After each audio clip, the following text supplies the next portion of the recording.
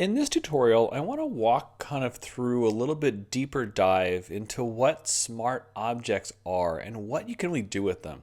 Because on the surface, they're not really that special, but as you dive deeper and deeper, they can have a lot of power in Photoshop. I have a picture right here for a quick example of an initial image that I brought into this template. I have Untitled 1, and the original picture, which is IMG 7319. Shot this picture while down in Panama off the Pearl Islands. The image is 5,472 pixels wide by 3,648 pixels tall. I would say wide. If I go back to Untitled 1 where I've brought this image in on layer 11, I made this a smart object. Now if I double click this layer, it brings me into a new image, or in this case, layer 11.psb.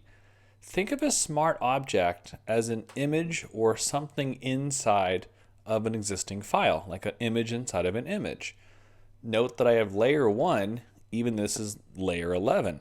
I can do whatever I want to this picture just like I'm working in Photoshop. So if I make a new layer and I bring in a brush tool, let's just paint in some white. We'll just type 20 and do that. Once again, non-destructive Photoshop. I can just hide it. I'm going to save layer 1 and layer 2. Command S for save and Command W to close this image. And now I have this big 2-0 on layer 11. Note I can also resize this image just like this. And the 20 and so forth gets bigger or smaller.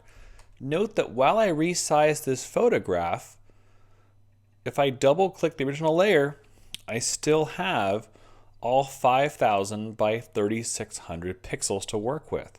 So while I'm scaling the image down, I didn't really lose any pixels. This is in contrast if I had a pixel-based image right here that I would lose pixels because I could never do this.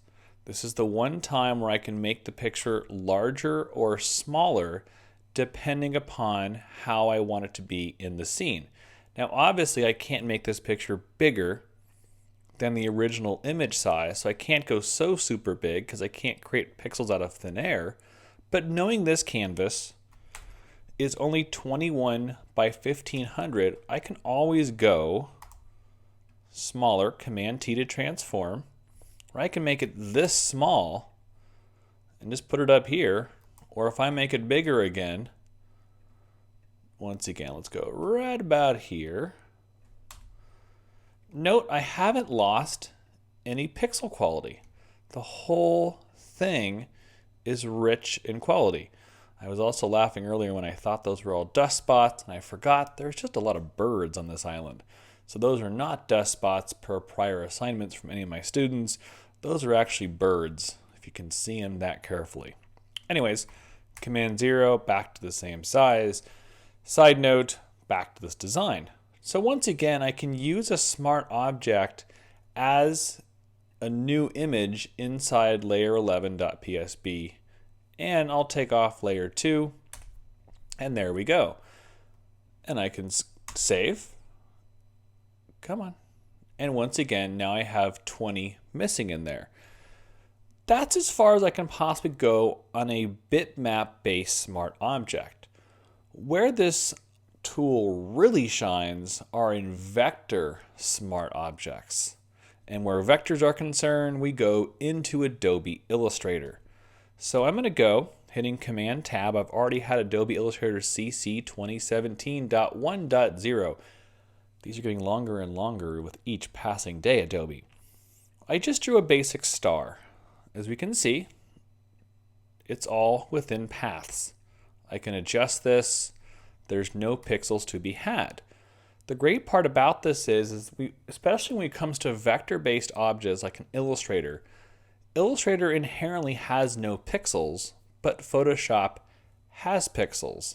So the smart object really can utilize the power of vector-based shapes in Adobe Illustrator while working within a pixel-based environment in Adobe Photoshop. I'll show you what I mean.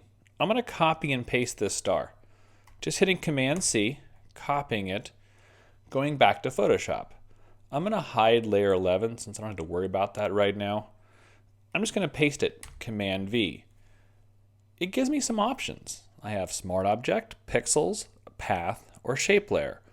What I don't want to click are pixels because that's going to turn this image from a vector-based image to a pixel or a bitmap-based image. I want to say Smart Object. I'm going to say OK. Maybe. There's my star. And if I scale it down just a little bit, let's just keep it right there. Note what it says on the right-hand side. Vector Smart Object. Now if I double click this image, what I get is it launches me into Adobe Illustrator in here. Let me close this library. So what I am able to do here is I can do any kind of adjustment within Adobe Illustrator, and it creates a temporary file. This long CBA 4B48 is really the code for a temporary file in CodeSpeak. So I'm going to flip this and just create a black outline and no fill. And if I save this file, I can even close it if I wanted to and go back into Photoshop. It updates my image and turns it into this image. I can see the proof by noticing, it's kind of hard to see so I'll move it around, but there is no fill within this image. There's just the stroke. And while I can zoom in, it does do a good job of anti-aliasing or putting pixels on a vector-based object. The real reason why I know this is designed for a vector-based tool is if I control-click on this vector-based object, the word rasterized layer is hard-built into a smart object.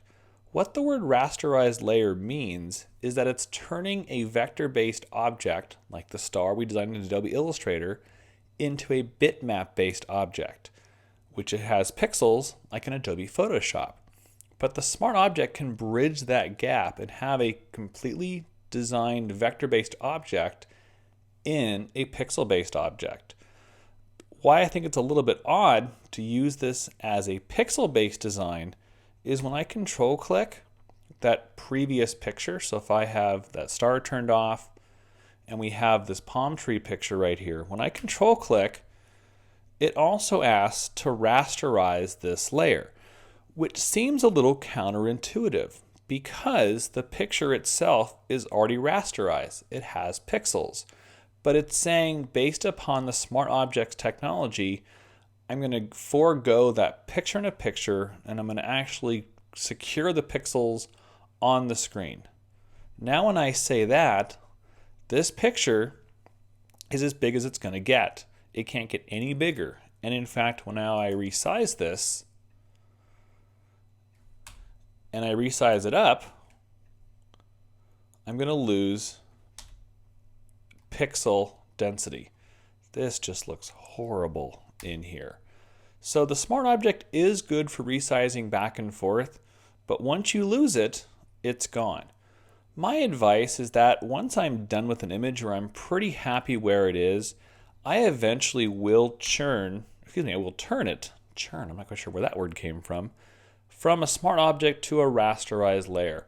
I don't nest too many things in smart objects because then I have to go in the object, for example, go away Mr. Duck, where I'm going to, for example, if I create a layer here and I bring back these curves, let's create the cool Superman curve, the S curve. That looks awesome. And I save this file.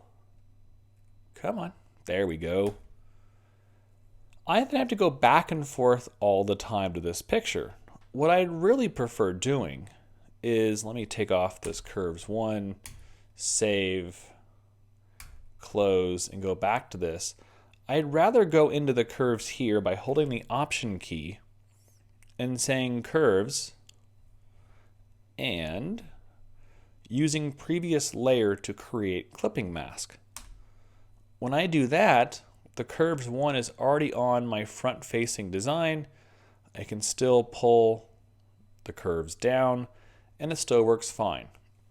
And then I can also rasterize this layer and I have one less thing to worry about. And that's kind of a deeper dive into the smart objects.